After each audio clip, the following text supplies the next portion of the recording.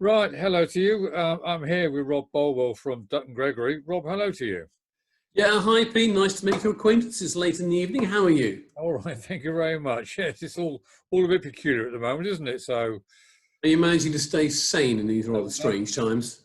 I'm not saying, but yes, we're certainly getting a lot of Good. questions on the helpline. Just to explain, Rob or Dutton Gregory take Arla's helpline, so you must be inundated with questions.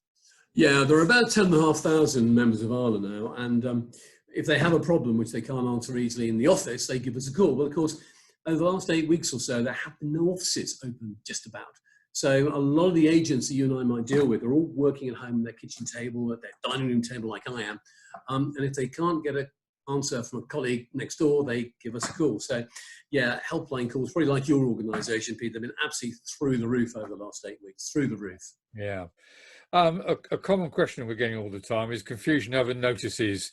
We're constantly getting asked, I can't issue a notice at the moment, and we keep trying to reassure people we can. So take people through, I have a problem today, what should I be doing about it in terms of somebody not paying me rent? Yeah, someone's not paying you rent. Not a great deal has changed in terms of what you can do. It's actually when you can do it. We do get this question quite a lot from professional agents. I'm not surprised your members are asking it. They changed the rules at the end of March. With the emergency legislation, they basically said any notice now with a Section 8, an old style notice to quit for rent act tenancies, or whether it's a Section 21 notice, it's of 3 months duration. Not 4 weeks on notice to quit, not 2 months, Section 21, not 2 weeks for Section 8, it's 3 months. But you can still serve it. It just means that if you and I serve a notice today, it's going to be running out towards the latter part of August. So if you like, what we do hasn't changed. It's just the length of time we give a tenant to correct their behaviour. That's the key. That's the key difference. Mm. And the other thing we're really stressing to people, it's been indicated to us by government that if there's a suggestion in the notice that the landlord hasn't been very nice with their tenant and they're evicting them because they've not got work because of coronavirus and they've not given the tenant a chance to explain themselves, that could possibly get thrown out of court. But I don't think we know, do we? So no, we don't know. You've got to differentiate between the legislation that we know and the guidelines which the government is promulgating. Yep. What we know is that each of your Section 21 and Section 8 notices is now slightly different than the one we served a couple of months ago. Each of those notices now have a bit of a preamble at the front, which says this notice has been amended because of the emergency legislation, because of the Corona-19 virus. So the form is slightly different. And remember, most of these forms, Section 21 and the Section 8 forms, they're what we call prescribed. So in other words, if you don't use the exact form laid down by government, it's invalid. So first of all, members have got to make sure they have the right form. Then they've got to make sure it expires on the right date, which is not 3 months when you think about it, not 3 months when you post it. It's 3 months when the tenant's deemed to get it, which of course, if you post it today, it takes 2 working days to get there. If you drop it through the letterbox on your way home, for example, it's not deemed delivered today, it's deemed delivered tomorrow. So if you're not sure, just take advice. But in terms of what the government expects, yeah, it's true in many ways that the government wants us all to negotiate with our tenants if there's a rent arrears problem. The government doesn't want to rush in and serve a notice or go to court. The government wants you to negotiate and discuss that, the D word, deferment. Don't give the tenants a rent holiday, no, give them a deferment. In other words, allow them to pay some of their rent, perhaps towards the end of the term. And you can download from various websites, probably you've got one too, Pete, a deferment agreement. Makes it absolutely clear that if you're not paying some of your rent this month, it's added on next month or the month after or the month after that. And if you do leave the property early, whatever rent's been deferred must be paid at that point. Comes out the deposit, you've got to pay it. So it's not a rent holiday, it's a deferment. And that's what the government is expecting us to do. But, you know, it's guidance, it's not written in tablets of stone. What is coming, and you may have seen, is some sort of what they call pre-action protocol. Now, if you have a landlord who's a social landlord, a housing association, whatever, believe it or not, they can't simply issue proceedings tomorrow if there's an arrears case or they want to serve a Section 21. They've got to make various bits of disclosure to the tenant and try and sort out any differences they've got before they press the big red button and start court proceedings. Now, we don't have any of that in the private rented sector. Private landlords are not hamstrung at all by that. But last Monday week, our housing minister stood up before a select committee and said he wants to bring a similar protocol in for the private rented sector. So what I would say is, A, we don't know when it's going to come. B, we don't know exactly what it's going to say, but we do know it's on the cards. So if you have landlords in a position now to issue proceedings, perhaps, do it now when we know what the ground rules are. Don't perhaps delay for a whole host of reasons for another 2 or 3 months, whatever it may be. Yes, I mean, it's interesting with the pre-action protocol that this actually was talked about a couple of months ago, and the housing secretary, as I say, stood up and repeated a couple of weeks ago that he's discussing with the master of the rolls. It seems to be unclear as exactly why you can't just bring it in at the moment. I presume it would have to be a new pre-action protocol. It would, and of course these pre-action protocols in theory come from the court itself, but this is politicians wading in for overtly political reasons with a small p. They don't want there to be a bit of a crisis in 2 or 3 months' time when the whole lockdown comes to an end, either because landlords are rushing off to the courts and clogging the courts up, or 3 months on from that, bailiffs are rushed off their feet with evictions, and that just causes more problems down the way, as it were. Yeah, and I'm aware if you go the good old Section 21 route, which an awful lot of people do, even for rent arrears, on the basis that the accelerated procedure is so much easier to use. That's not true at the moment, is it? So it's a bit of a no, not really. A few weeks ago now, actually back in April, the courts changed the form for the so-called accelerated application. Once upon a time, the paperwork you filed in the accelerated application was like, so thick. Now you've got to put in every single tenancy agreement, every single gas safety certificate. And if there is some paperwork missing, you'll get thrown out. So before you rush in to do an accelerated application, download the form from the court service, or come see us, come and see your own solicitor, and know what forms you're going to have to file when you put that accelerated application in. Now, you can always go for Section 21 possession order, the old-fashioned route, where you have a hearing, but of course, as the name implies, that's not going to be accelerated because you are waiting for a hearing date. And I think you know what's going to come next. Courts were struggling to give us hearings 3 months ago before we got into this mess. Well, we've had no courts dealing with possession action now for about 8 or 9 weeks. Can you imagine what the delay on hearings is going to be when we get to June and the whole court moratorium on possession proceedings is finally reviewed? I just don't know. I'm saying to landlords now, in all honesty, if you issue proceedings in June, you'll be lucky to see your property by the end of the year. I mean, it's literally going to be that bad. Yeah, no, I completely agree with you. So, no, it is a difficult situation. And then this, the delaying of the courts. This is something called PD 51, wasn't it? Which is Practice Direction 51. It's where, again, so the bods in Westminster in the courts up there say, right, we're having a total moratorium on possession proceedings. Now, again, this is a bit of a political decision because they didn't want people forced out of their property. So from basically the latter part of March until God knows when, there are no possession proceedings. Now, what that doesn't mean is you can't issue a claim. If you have got a claim because your existing Section 8 or existing Section 1 has already expired, you can still fill in the paperwork, lodge it with the court. The court will process it, they'll give you a claim number, and then they'll say, we're going to adjourn your case, we'll come back at the end of the lockdown and tell you what's going to happen next. Now, you might say, well, why on earth do you want to do that now? Why not just wait until the lockdown ends in June or whenever it may be? Well, as I've hinted, one of the reasons is going to be the delay. If you issue now, you may not be at the head of the queue when they start giving out hearing dates, but you'll be pretty near the top, I would hope. Because I suspect, come the end of the lockdown, and we'll talk about that in a minute, I think the court's going to be inundated with people filing applications, filing claims to get their properties back. And it's going to be, should we just say it's going to be difficult. Well, I've noticed that the Section 21, which is now a 3-month notice rather than a 2-month notice, but you still only got the 6-month time barrier, haven't you? So you must absolutely use it within the 6 months. Yeah, they haven't changed the basic rules of the game. We had this since the Regulation Act 2015. You have got 6 months from the day you actually issue your Section 21 to file your court proceedings. So if you think about it logically, let's suppose you issued your Section 8 at the end of November, all right? You've got December, January, February, March, April, and May to actually get those papers into the court. Now, if you don't, then that Section 21 notice from the end of November is time barred. You've got to start all over again. And of course, you start all over again in this period. It's not a 2-month notice. It's now a 3-month notice. And this 3-month notice thing will continue all the way up to the end of September. So, we might get to October and it might then drop down to 2 months, but we don't know. Yeah. So you've got Section 21s, check them, see when they expire, and if needs be, get proceedings issued. Now, just bear in mind with a Section 8, it's slightly different. Your Section 8 is good for 12 months after you serve it. So if by any chance you had an arrears problem last summer, say, and let's suppose the tenant paid off the arrears last summer, you might have just filed that Section 8 and forgotten about it. Well, here we are in May. If you now have another arrears problem, don't serve another Section 8. It's 3 months.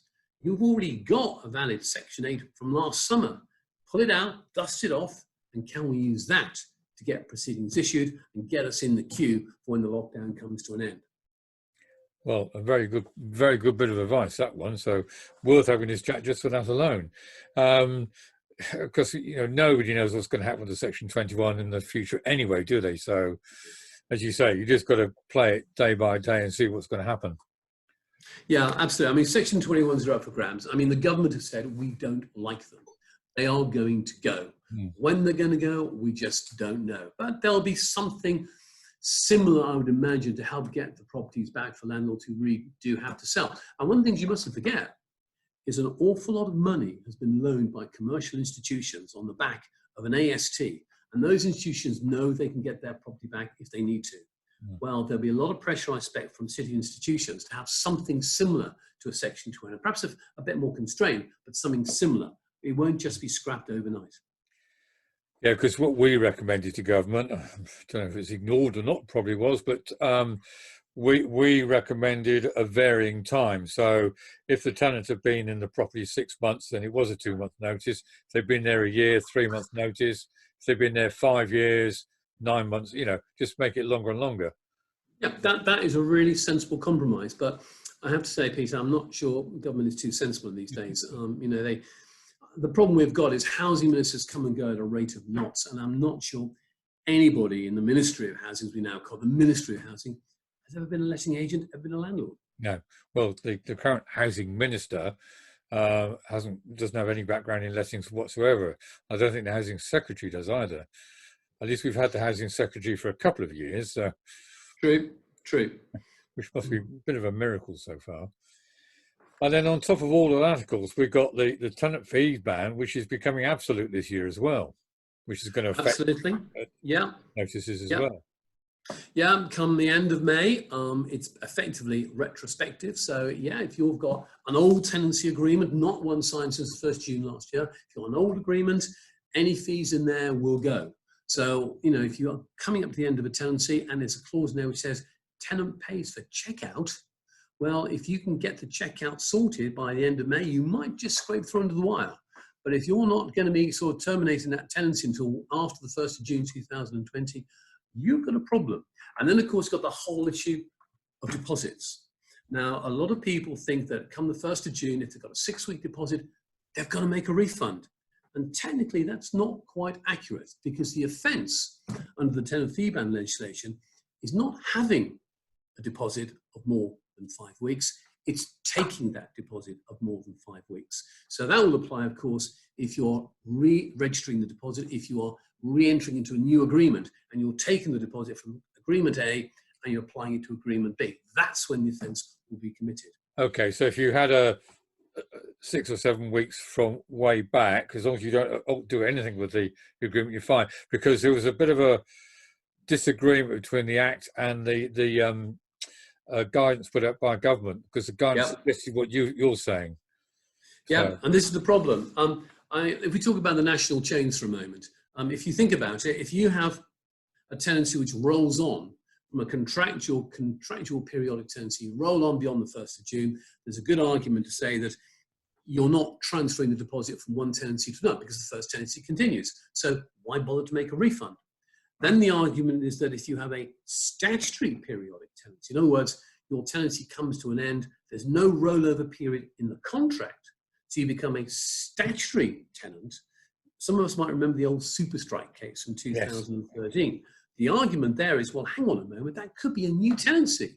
So are you then taking the deposit from one tenancy to a new tenancy? In that situation, do we not have to make a refund? Now, to be honest, nobody really knows, because as you said, Peter, what we get in guidance notes is not necessarily what's written in this document itself, the actual statute.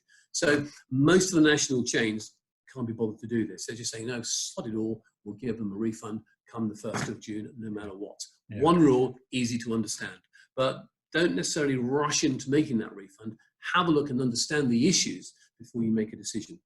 I'm just going to briefly just mention the difference between contractual and statutory periodic. So if a tenancy agreement is for, say, 6 months fixed term, at the end of the fixed term, if the agreement is silent about what happens, it will go by statute, by law, will go to periodic. So it's a statutory periodic.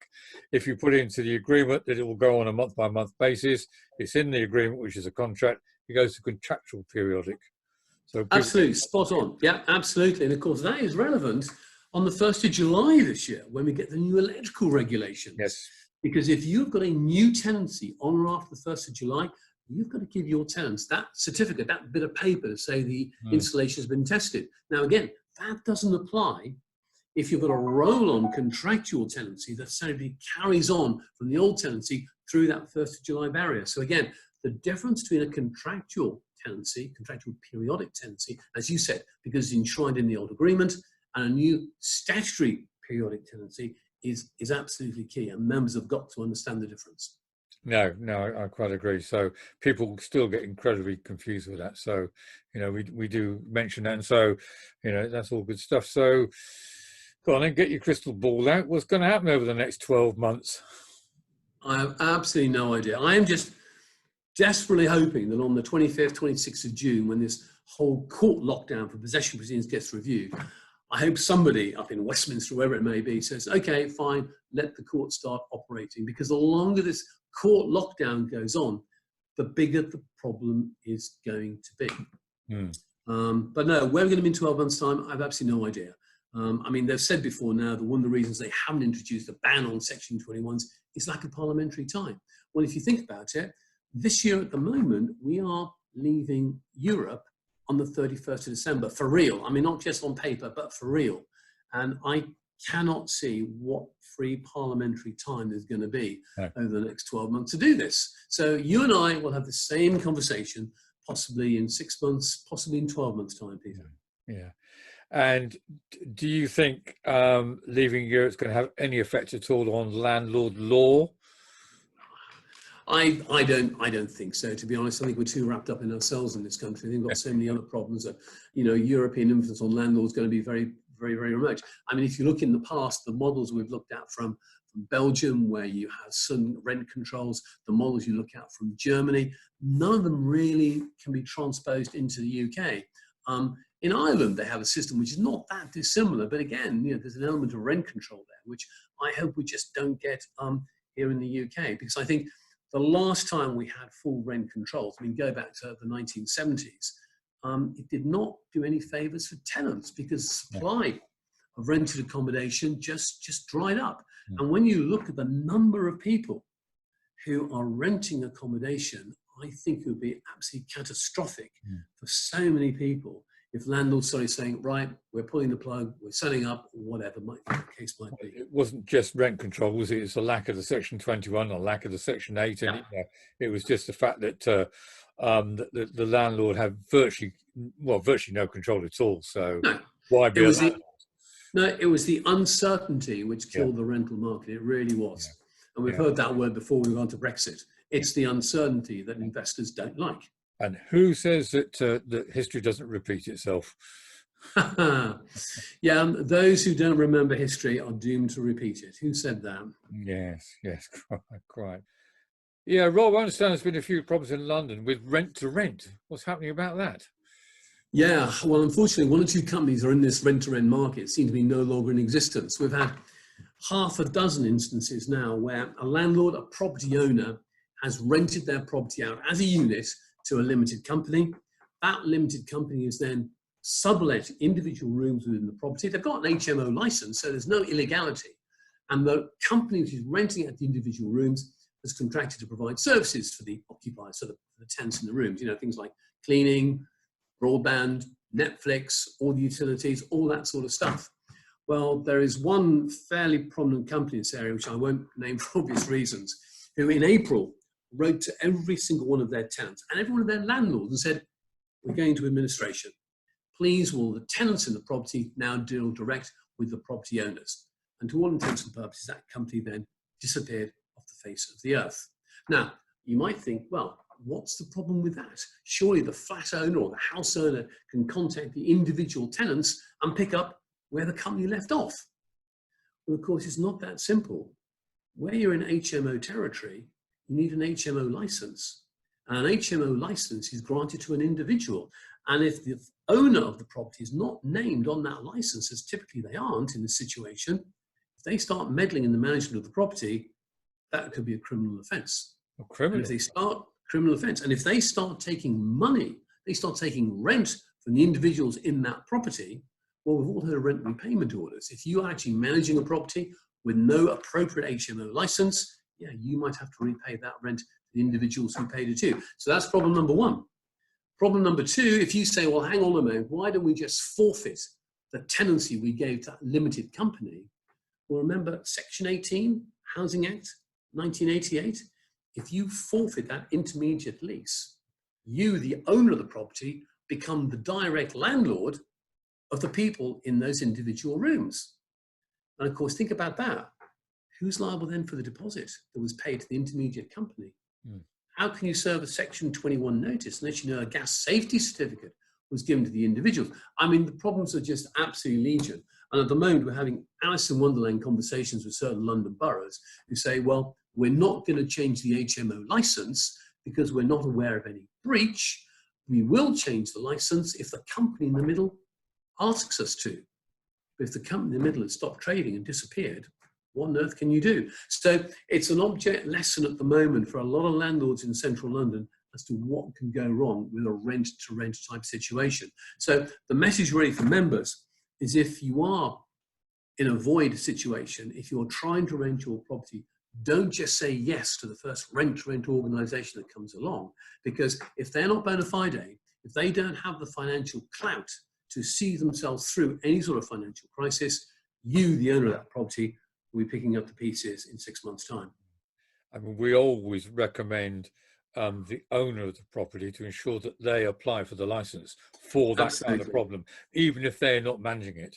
Yeah, no, that's absolutely the right thing to say to all the members. And the other thing to bear in mind, if you are having people subletting your property, you really want to know who those people are in your property. You really want to see the documentation is done properly by that rent-to-rent organisation in the middle, as it were. Because if you are picking up the pieces, it's very much easier to do it if you've got the documents, if you know, say, the gas safety certificate was served, or in the future, if you know the electrical safety certificate was served. If you don't have that, you have got a problem on your hands, as many landlords now are finding out. Okay, and I'm going to throw one at you from the left flank. Yeah. I always get confused between, I know what an AST is, what's serviced accommodation, which is not an AST? No, service accommodation is where a significant part of the rent is not for the room or the property, it's for services. So, for example, if you have bed and breakfast provided, and I don't mean just a bottle of milk on the doorstep, I mean proper breakfast provided.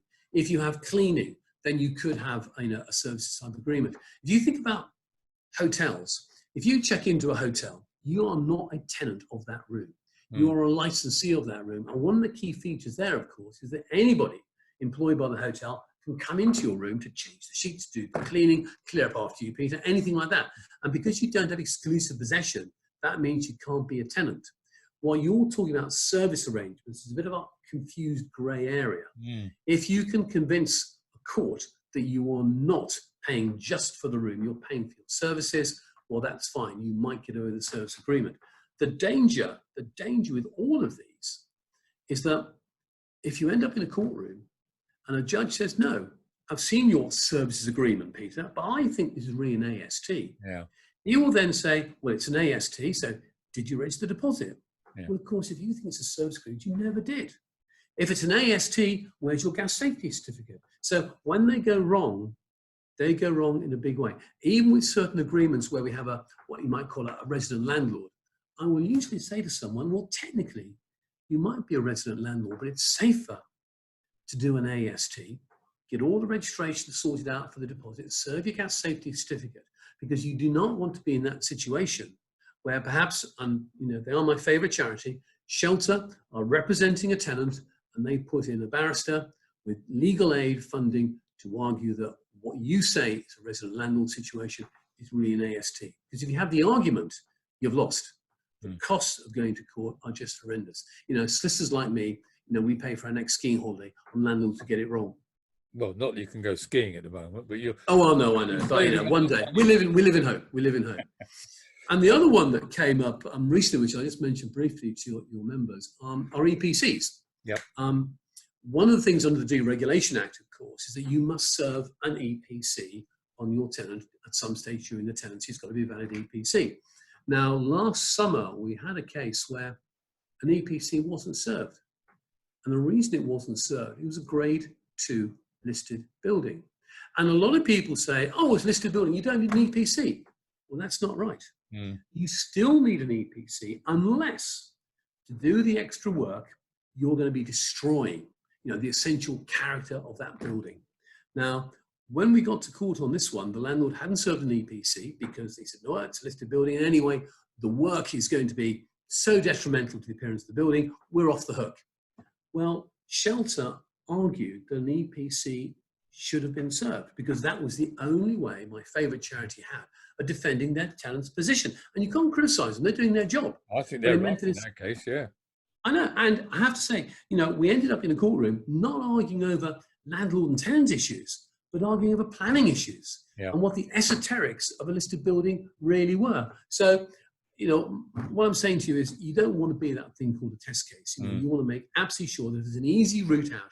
Take the easy routes. Make it an AST, serve your EPC, just get it done. Yeah. I always say to people, you need an EPC to know you don't need an EPC. Absolutely. As you say. I always say, the best example I ever come up with when I'm doing sort of talks around the country is Buckingham Palace. The Queen wants to put Buckingham Palace on the market for sale. Does she need an EPC? Well, of course, if the only way she can bring it up to an E or a D rating is to put a flue on the roof of Buckingham Palace, she doesn't because no one would allow that.